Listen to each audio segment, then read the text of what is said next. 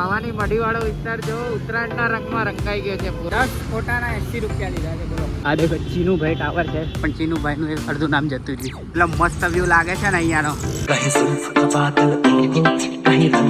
જય માતાજી મિત્રો, સ્વાગત છે તમારું નવા બ્લોગમાં. તો મિત્રો આજે રવિવાર છે અને આપણે ખાંડિયા મેલડી માતાનો મઠ છે, ત્યાંથી એક માનતા રાખી હતી. તો એ માનતા મારી પૂરી થઈ ગઈ છે. તો આપણે આવ્યા છીએ પેડા ચડાવવા માટે, દેખી શકો છો તમે. તો આપણે અહીંયા પેડા ચડાવી દઈએ અને પછી આપણે નીકળીએ દુકાને જવા. બહુ જ ઠંડી લાગે છે, બહુ જ પવન છે એટલે વધારે ઠંડી લાગે છે. તો આપણે આ મેલડી માના દર્શન કરી લઈએ, પેડા ચડાવી દઈએ અને પછી નીકળીએ ડાયરેક્ટ. આવી રહ્યો દેખો, અત્યારે પડદો તો બંધ છે પણ આપણે અહીંયા ક્યાંક મૂકી દઈશું પેડા, એટલે માતાજીને બાધા હતી એ પૂરી થઈ જાય. બરાબર ને? ચાલો, ના દરવાજો ખુલ્લો છે, વાંધો નહીં. ચાલો, તો આ રીતનું કંઈક મંદિર છે અહીંયા. આવી રહ્યું જો, હા છે જય મેલડીમાં.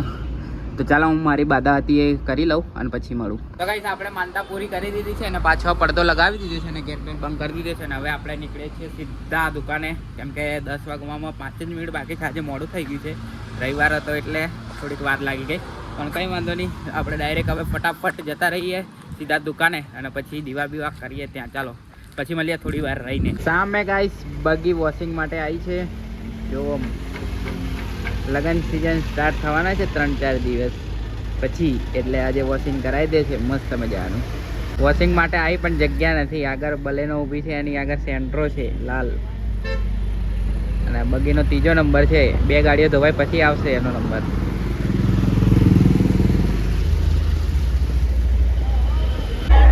તો આશાપુરા સાઉન્ડ આવે છે, જો આવી રહ્યું. વાઘામાં જાય છે મહાકાળીમાં.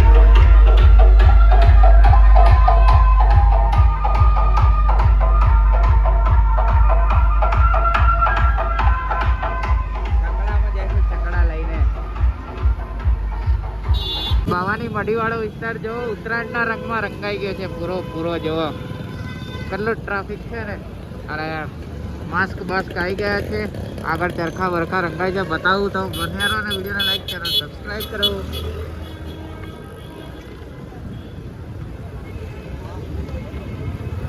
જો આ ચરખા રંગાઈ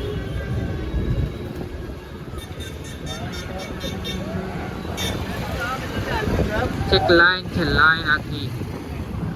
અને માહોલ જો ઉત્તરાયણનો, આજે 11 તારીખ છે પણ માહોલ જો જામી ગયો છે ઉત્તરાયણનો. હવે 3 દિવસ બાકી છે એટલે રૂમાલ બાંધેલો છે એટલે આવવા જાવ. હા જો ટીકલા આવી ગયા છે. લઈ જાઓ ફટાફટ, ના લીધા હોય તો લઈ લો ફટાફટ. ઉત્તરાયણને ચગાવવા માટે ટીકલા ચગાવજો ને, શું કહેવાય, તલ ગુળ ખાજો ને બધું ખાજો. જો આ લાઈટો બી આવી ગઈ છે પલપલાતી. અને આ ચાઇનીઝ એરિયામાં જુઓ ભીડભાડ. આજે રવિવાર છે તોય તમે રોનક જોઈ શકો છો, કેમ કે આ ઉત્તરાયણ આવે છે આગળ. અને અમુક દિવસે તહેવાર કોઈ ના હોય ત્યારે રવિવાર કેવી અહીંયા સિચ્યુએશન હોય છે, જાણે કર્ફ્યુ લાગેલું ના હોય એ રીતનું છે. એ રીતનું હોય છે, ખબર છે ને તમને? મેં ઘણા બ્લોગમાં બતાવ્યું છે રવિવારનું સિચ્યુએશન કેવી હોય છે. અહીંયા બધું બંધ હોય છે ને આજે જુઓ રવિવાર છે તો બી કેટલી ભીડ છે. ઢીંગલોનો પહાડ જુઓ, ઢીંગલોનો પહાડ. ગાઈસ આપણે થેલીઓ લેવા માટે આવ્યા છે પણ અત્યારે દુકાન જ બંધ છે, તમે જોઈ શકો છો. દુકાન ખુલે એટલે પછી આપણે જઈએ અને પછી આપણે શોપ પર જશું. અને આજે તો આપણે મારા પર્સનલ કામ અંગત અમદાવાદ જવાનું છે. તો દુકાનેથી એક્સયુવી લઈશું અને એક્સયુવી લઈને પછી સીધા નીકળું છું. એક્સયુવી લઈને પહેલાં ગોધરા ઘરે આવશું અને પછી જઈશું અમદાવાદ. તો બ્લોગમાં બન્યા રહેજો, બતાવું તમને. આપણે ફટાફટ દુકાને જઈને ત્યાં આઈક્યુબ મૂકીને એક્સયુવી લઈને નીકળી ગયા છે ગોધરા જવા માટે. ફોન પર ફોન આવે છે અમદાવાદથી, તો ફટાફટ આપણે જઈએ, કેમ કે બહુ ઇમરજન્સી કામ છે. એટલે લગભગ કાલે કોલ કર્યો હતો ને તો કે 3 વાગ્યામાં આવજો, અને અત્યારે કહે છે કે ફટાફટ આવી જાઓ. તો હવે બમ જવું પડે છે, બીજું તો શું કરીએ. ફટાફટ નીકળી ગયા છે તો બી હજુ 3 કલાક તો મિનિમમ થશે જ. હા ચાલો મળીએ થોડી વાર રહીને આગળ જઈ.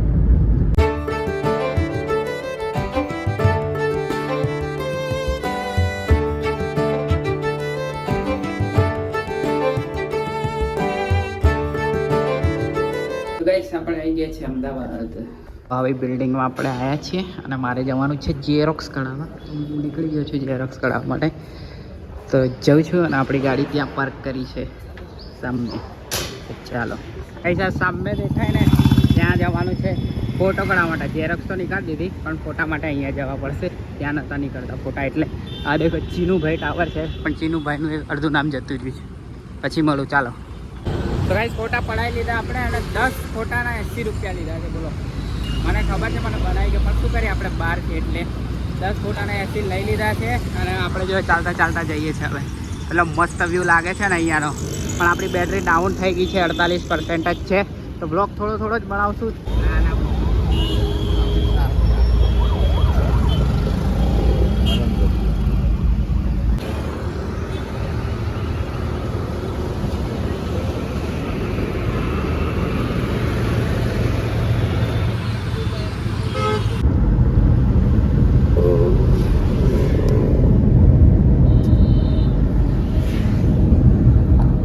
તો ગાઈસ આપણે સાંજે 7 કે 7:30 અમદાવાદથી તો આવી ગયા હતા પણ પછી આપણે બ્લોગને એન્ડ નહોતો કર્યો ને અત્યારે આપણે નીકળી ગયા છીએ ગામડે જવા માટે. રૂહી બી છે જોડે આપણી જોડે અને એના જે ગુબ્બારો બી જોડે લઈ લીધો છે કૃષ્ણ ભગવાન વાળો.